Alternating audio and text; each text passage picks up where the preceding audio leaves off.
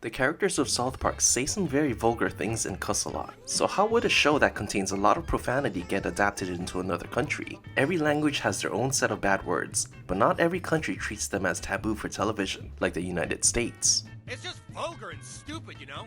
In Japanese, there are curse words like kuso, which is the closest equivalent of saying the S-word version of poop. In fact, it means poop. Like the S-word, you say it in response to something that frustrates you, but unlike the S-word, it's not considered offensive that it would increase the content rating of a show. Nor would a network edit the word into something more acceptable by a wider audience. That said, there are things that you can do that can come off as rude to someone in Japan, and one of the ways is by not using the right level of honorific speech with someone.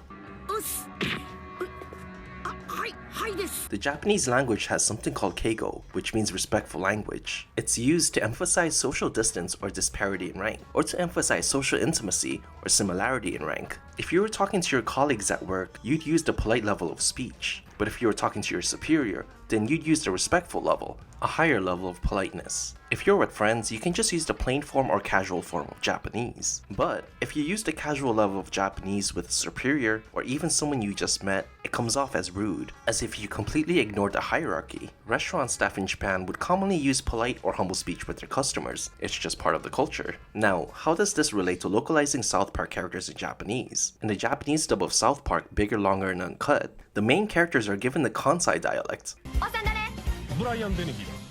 a dialect that's spoken in the Kansai region of Japan. Like in Osaka, the prefecture where it's most commonly spoken, people in Tokyo who speak standard Japanese, because the dialect in Tokyo was chosen as the standard dialect, find people in Osaka very friendly and blunt. While a lot of people in Japan would adhere to the language hierarchy, a lot of people in Osaka would tend to ignore all that and insist on speaking in the Kansai dialect. The dialect is very casual sounding, even more so than the casual version of standard Japanese, and comes with several differences in pitch, tone, and stress of words. Many comedians in Japan are from Osaka, so people tend to tie comedy with the Kansai dialect. The sporadic emphasis on pitch and intonation, paired with the culture, is the perfect way to localize the potty mouth and aggressive way of talking in South Park. Now, let's examine some of the Japanese lines in South Park, starting with that one song from the movie.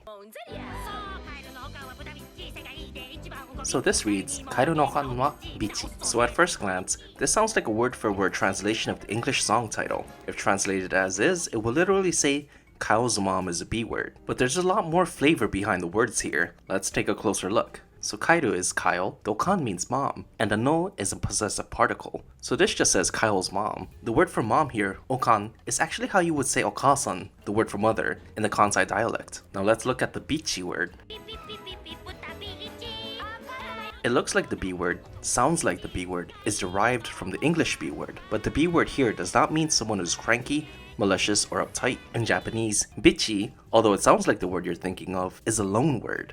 In this case, it's a derogatory way to refer to someone who's promiscuous, the other S word. Because the translators or localizers of the song decided to transliterate bitchy, despite it meaning something else in Japanese, the content of the song changes compared to its original counterpart. Therefore, while Cartman sings about how Kyle's mom is a stuck-up B-word 24/7 in the original version, in Japanese, he insinuates that Kyle's mom has a history of sleeping with people and is a W word. Now, we can't talk about South Park without discussing the two popular lines that made the beginning of the series so memorable. Oh my god! They killed Kenny! You bastard! There are two versions of this phrase. The standard Japanese way of saying it, which appears in the subtitles of this movie and in the television series, where standard Japanese is spoken instead of the Kansai dialect.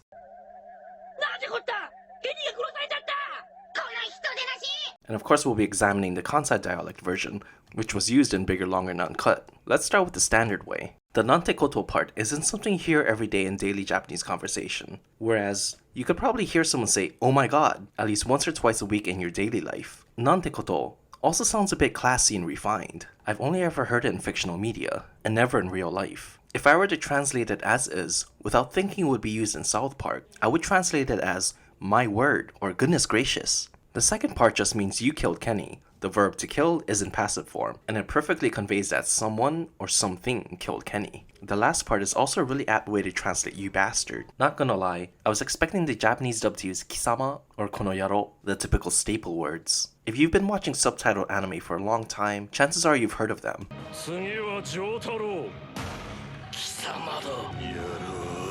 Instead of using those words, the Japanese dub went with hitodenashi, which is often used to describe killers. It can mean you monster or you brute. The word hitodenashi is comprised of hito, meaning person, the de particle, which means with, and nashi, which means nothing or without. So it literally translates to without humanity or inhuman. Now here's the Kansai dialect version of the phrase.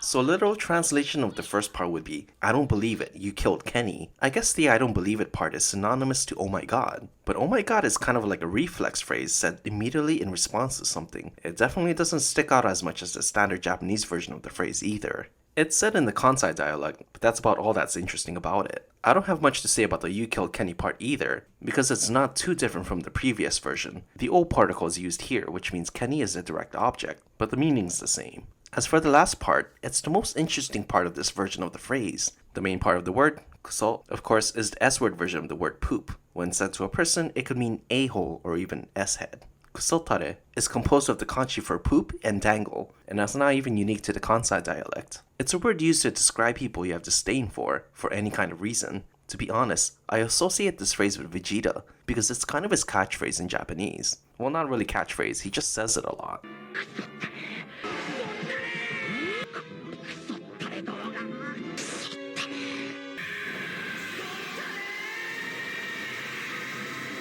And that's all for today's video. Please remember to like, comment, and subscribe if you want to see more videos. Until next time.